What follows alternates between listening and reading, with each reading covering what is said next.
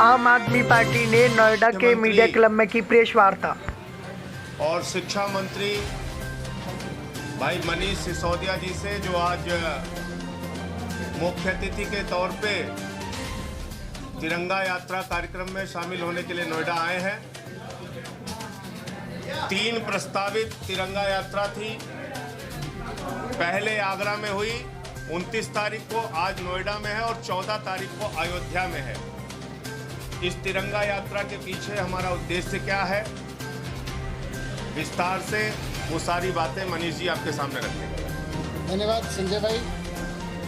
साथ साथ मेरे साथ उपस्थित उत्तर प्रदेश के हमारे प्रदेश अध्यक्ष शिवाजी सिंह जी, भाई अवाना जी और तमाम साथी और पत्रकारगण।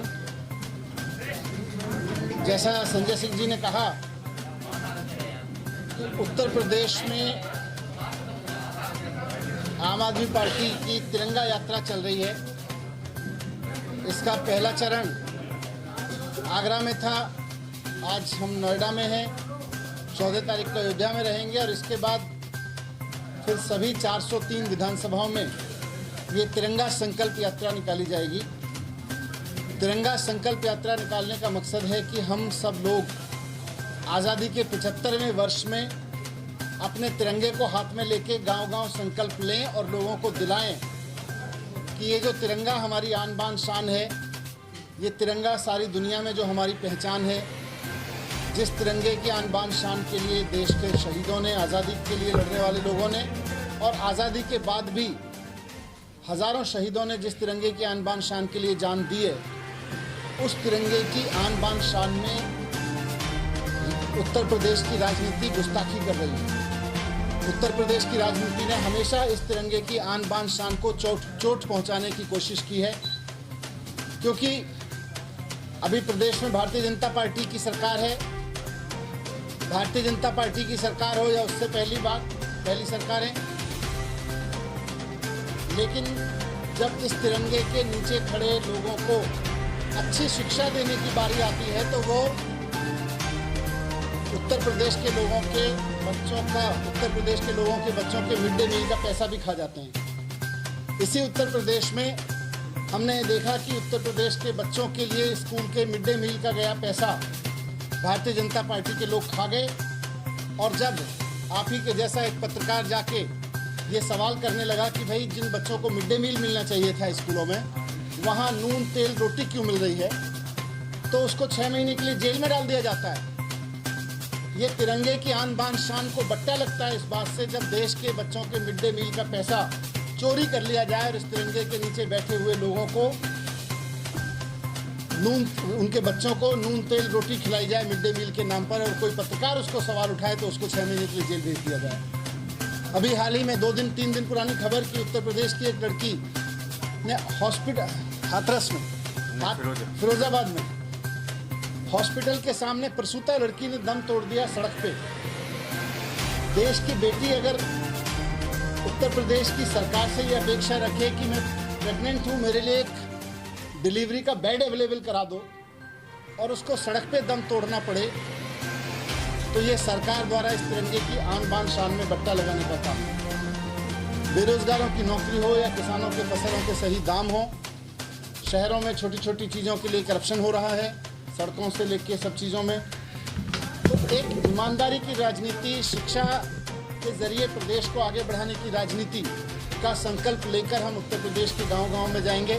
उत्तर प्रदेश के अलग अलग शहरों में जा रहे हैं और इस आज़ादी के 75वें साल में इस तिरंगे की आन बान शान को बढ़ाने का संकल्प लेंगे कि इस तिरंगे के नीचे आने वाले हर व्यक्ति को, वो चाहे जिस धर्म का हो, जिस जाति का हो, जिस क्षेत्र का हो, बाबा साहब अम्बेडकर साहब ने जो संविधान में भारत की कल्पना की है, इस तिरंगे के नीचे रहने वाले भारत को वैसा भारत बनाने के लिए राजनीति करेंगे और वही राजनीति को चुनने के लिए लोगों से अपील करेंगे। ये एक हमारी संकल्प यात्रा है और इस संकल्प के साथ हम लोग निकले हैं। आज नोएडा में है, मुझे बहुत खुशी है कि आप लोग यहाँ आए इस प्रेस कॉन्फ्रेंस में। आपके कुछ सवाल हो या संजय भाई इसमें कुछ जोड़ना चाहते हैं?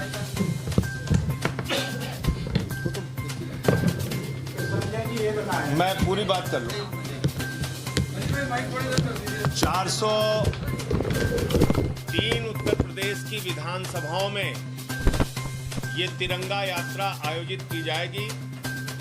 14 तारीख को, जैसा मैंने बताया, कि ले लागू है या भारतीय जनता पार्टी के लिए भी लागू है। एक सेकंड, अगर हजारों की संख्या में जन आशीर्वाद यात्रा में कमल का झंडा लोग लेके निकल रहे हैं, कहीं पूरे उत्तर प्रदेश में एक मुकदमा हुआ उनके ऊपर, तो ये तो साफ भेद दिख रहा है।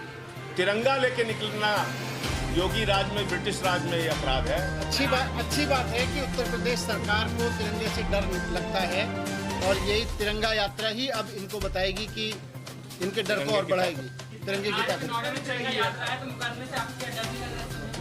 16 तो लिख चुके हैं, 17वां लिख देंगे। 1700 लिख दें। ये इसके बाद 14 के बाद ये गांव-गांव निकलेगी और सारे 403 विधानसभाओं में जाएगी, सब में, जब तक चलाएगी तब तक।